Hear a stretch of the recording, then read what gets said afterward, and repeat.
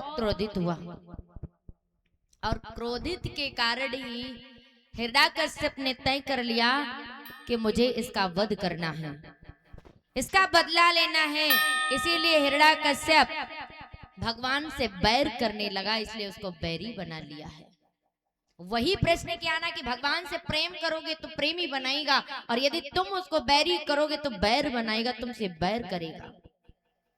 वही आज प्यारे हिरण्यकश्यप ने क्या किया है, भगवान को बैरी मान लेता है, और भगवान को बैरी मान करके वही आज भगवान से युद्ध करने के लिए और भगवान के साथ में बैर करने के लिए, मारने के लिए चल पड़ता है।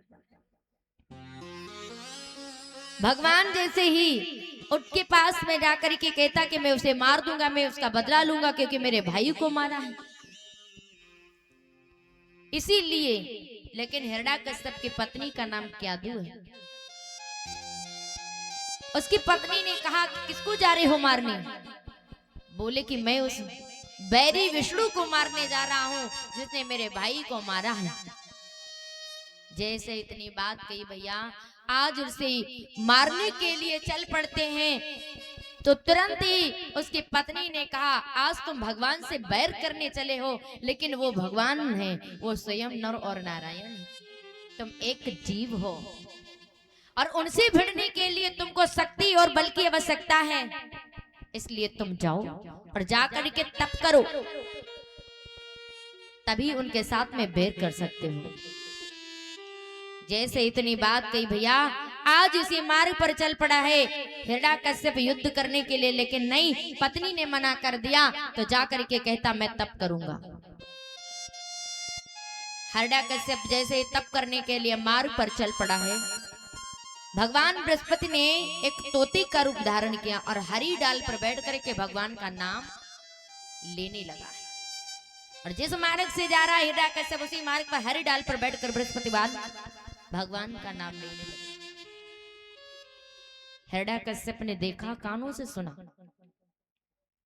कहने लगा है कि मेरे बैरी का नाम ले रहा है, अब मैं इस मार्ग पर नहीं जाऊंगा। और उसी समय हिरण्यकश्यप ने मार्ग ही बदल दिया, और जैसे ही मार्ग बदला और मार्ग को बदल करके चल पड़ा है। और जैसे ही दूसरी मार्ग पर जाकर के उसने बहुत कठिन तपस्या की, ऐसी लगन से तपस्या की प्यारे। और जैसे ही तपस्या करना प्रारंभ कर देता है कि पैर पर खड़े होकर के ब्रह्मा जी की तपस्या की है। आज तक ब्रह्मा जी के कोई भक्त ना हुए, मंदिर ही नहीं है, इसीलिए आज वहां पर एक ही भक्त जो ब्रह्मा जी की तपस्या करने के लिए बैठ गए, कौन? हिरण्यकश्यप।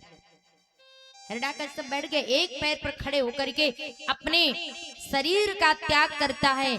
इतनी कठिन तपस्या करता है हिरण्यकश्यप। और जिस समय बहुत कठिन तपस्या करते करते उसने अन्न जल सबको छोड़ दिया, उसका त्याग कर दिया। इतनी कठिन तपस्या करी, इतनी कठिन तपस्या की भैया, कि ब्रह्मा जी उसकी तपस्या से प्रसन्न हो गए।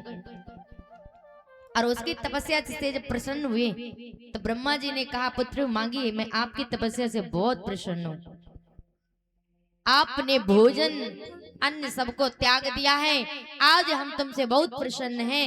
ऐसी तुमने तपस्या की है, आज मांगिए, मैं तुमसे बहुत प्रसन्न हूं।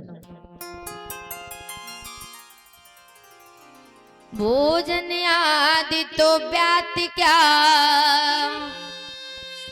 दिया पवन तक रोक, उसके मारे चर्यचर, कांप उठे त्रियलोक, कांप उठे त्रियलोक। उसने अन्न धन सबको छोड़ दिया, ऐसी संलग्नता से तप किया है। बहुत प्रसन्न हुए ब्रह्मा जी। आखिर उनके सामने प्रकट हुए भगवान, बोले बेटा मांग ले जो चाहे वरदान। बेटा जो तेरी इच्छा है ना मांग ले, हम देने के लिए तैयार हैं। ब्रह्मा जी ने आंखें खोली और ब्रह्मा जी को प्रणाम किया। ब्रह्मा जी को प्रणाम करते ही कहा, फिर तो एक से काम नहीं चलेगा, फिर तो तुमको बहुत देने पड़ेंगे। पहले कौन सा वरदान मांगा? कहा, हे प्रभु मुझे अमर होने का वरदान दीजिए। ब्रह्मा जी ने कहा, अमर होने का वरदान बेटा, आज तक जो संसार में आया उस प्राणी को जाना पड़ेगा, कोई अमर ही नहीं है, तो मैं आपको कैसे अमर कर दूं? भगवान के सिवा कोई ऐसा संसार दुनिया पर नहीं है जो अमर हो। मैं तुम्हें कैसे अमर होने का वरदान दे सकता हूं? तुम्हारे तो निश्चित है कि स्वयं ब्रह्म के हाथ ही तुम्हारा उद्धार होना है, और तुम्हें अमर होने का वरदान दे देंगे तो फिर नहीं, तुम और कुछ मांग लो। ब्रह्मा जी ने कहा, हमारा एक आधा भक्त है, उसे भी हम नाराज कर दे? नहीं, तुम जो चाहो वो मांग सकते हो, पर ये अमर होने का वरदान हम तुमको नहीं दे सकते। उसी समय कहा, तो फिर एक से काम नहीं चलेगा, फिर तुमको तो हमको वरदान कई देने पड़ेंगे। ब्रह्मा जी ने कहा, जो तुम्हारी इच्छा हो मांगने की वो मांग लो। तो अब तो भैया हिरण्यकश्यप ने एक वरदान नहीं मांगने की पूरी झड़ी लगा दी। एक वरदान नहीं, कौन कौन से वरदान मांगे? क्या बोला है? कुछ अधिक नहीं थोड़ा दे दो, और ऊपर न मरू नीचे न मरू।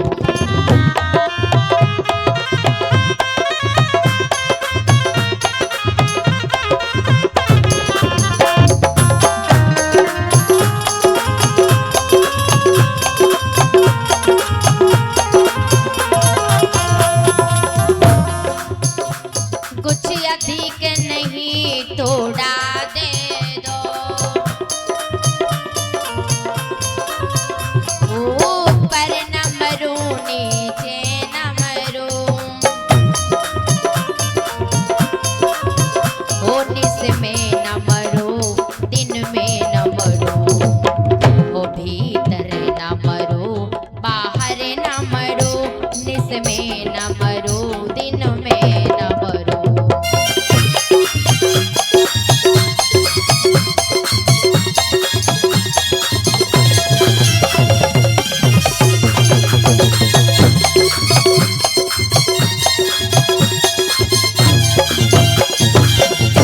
नर से न मरू पशु से न मरू,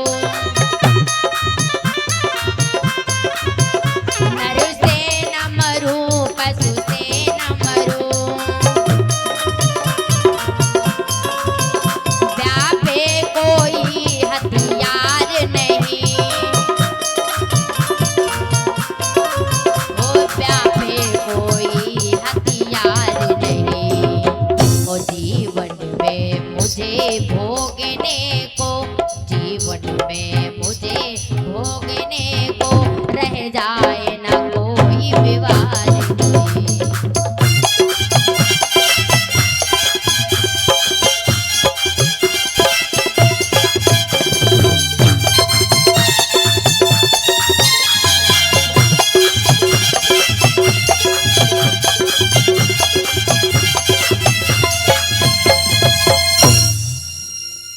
हिरण्यकश्यप एक वरदान नहीं कितने मांग लिए, मांगने की पूरी लाइन लगा दी। कौन कौन से वरदान मांगे हैं?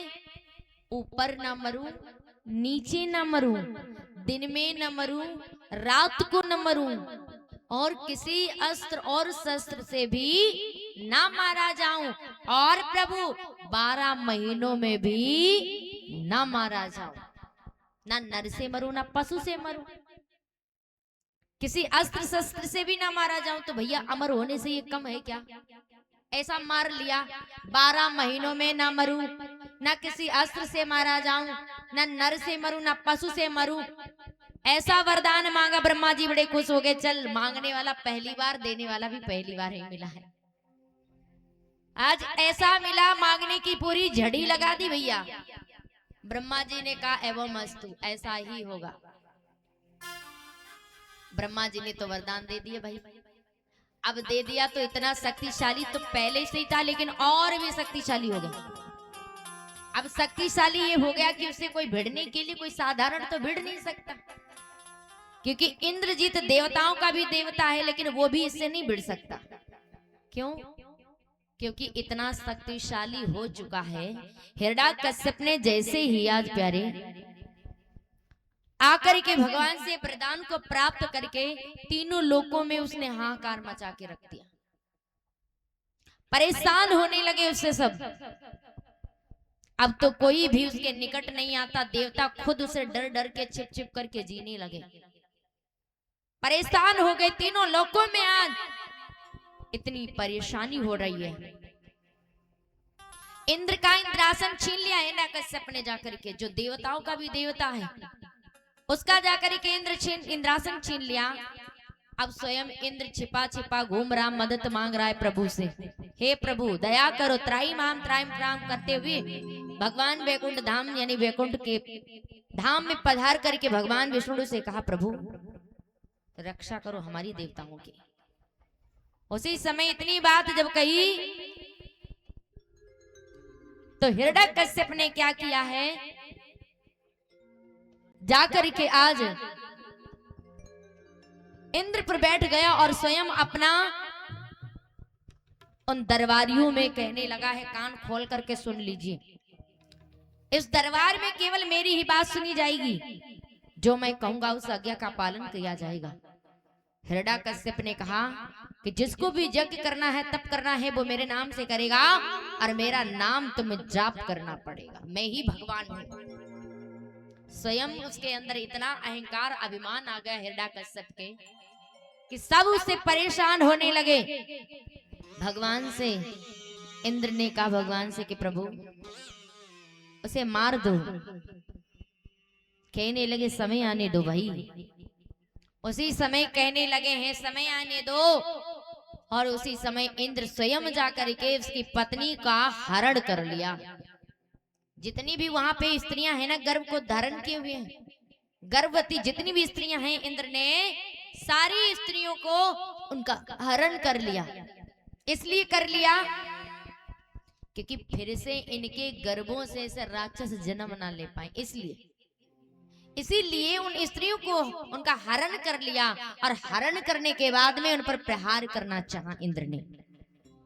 और जैसे इंद्र ने प्रहार करना चाहा, तुरंत ही देवर्षि नारद वहां से भ्रमण करते हुए जा रहे थे, और जैसे ही भ्रमण करते हुए जा रहे थे तो इंद्र ने जैसे ही उन पर प्रहार किया तो देवर्षि नारद ने कहा, ठहर जाओ इंद्र, ये क्या कर रहे हो? एक अबला से डर रहे हो, एक स्त्री से तुम डर रहे हो? अरे उसी समय क्या कहा, पर उसी समय नारद पहुंचे, पर उसी समय नारद पहुंचे, बोले सुरपति क्या करते हो?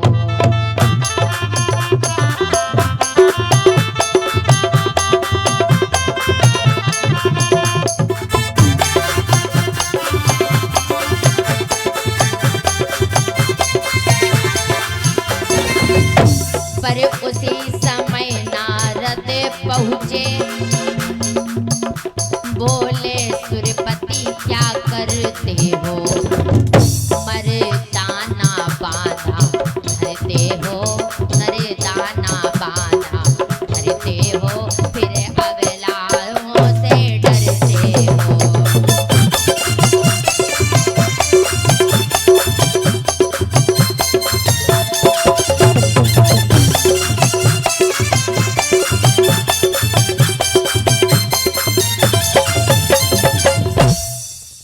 जैसी इतनी बात कही कि तुम एक देवता हो, राक्षस नहीं हो, और तुम्हें तो बिल्कुल भी शोभा नहीं दे रहा कि एक स्त्री पर प्रहार करते हुए तुम क्यों मार रहे हो इनको?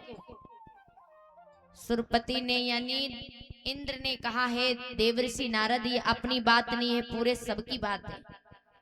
इन स्त्रियों को तुम जान रहे हो, ये सब गर्भ को धारण किए हुए हैं, गर्भवती हैं, और फिर से ऐसे राक्षसों का जन्म हो गया ना तो मेरा कभी इंद्रासन नहीं मिल सकता, क्योंकि सबको अपने अपने कुर्सी की सबको पड़ी रहती है।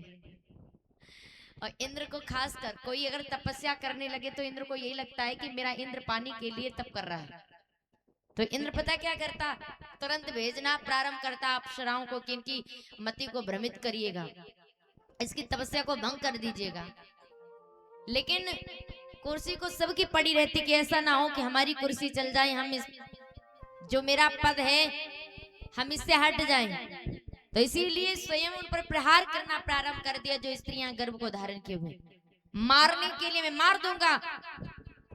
देवर्षि नारद ने कहा पागल मत बनो, तुम इंद्र हो, देवताओं के भी देवता हो, तुम कोई शोभा नहीं दे रहा है। उसी समय कहा इंद्र ने कि अपनी बात नहीं, और क्या बोले,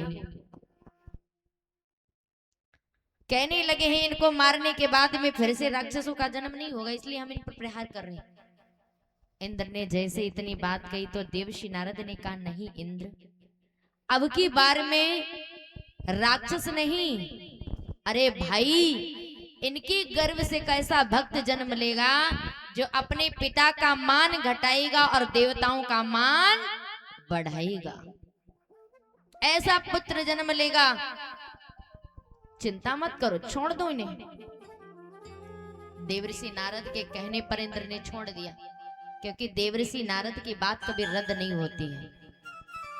देवर्षि नारद ने कहा छोड़ दो, लेकिन भक्ति में बहुत लीन रहती थी, लेकिन पति से डरती थी।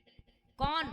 कयाधु, हिरण्यकश्यप की पत्नी, क्योंकि भगवान को बैरी मानता है, भगवान नहीं मानता है, लेकिन पत्नी उनके गर्भ में पल रहा बच्चा आज वो भगवान के चुपके से परमात्मा का नाम लेती है ना, तो वही उसका रिजल्ट बच्चे पे भी आता है। एक राक्षस कुल में एक भक्त, ये बड़े आश्चर्य की बात है कि एक राक्षस कुल में भक्त पैदा हो जाए तो अपने कुल को ही तार देता है भाई, पूरे कुल को तार देता है। घर में कोई बालक यदि पूजनीय हो गया है, किसी ने जन्म लिया, ये उसके पूर्व जन्म के कोई पुण्य होंगे तो इस जन्म में उसका मन भगवान की भक्ति में लगता है।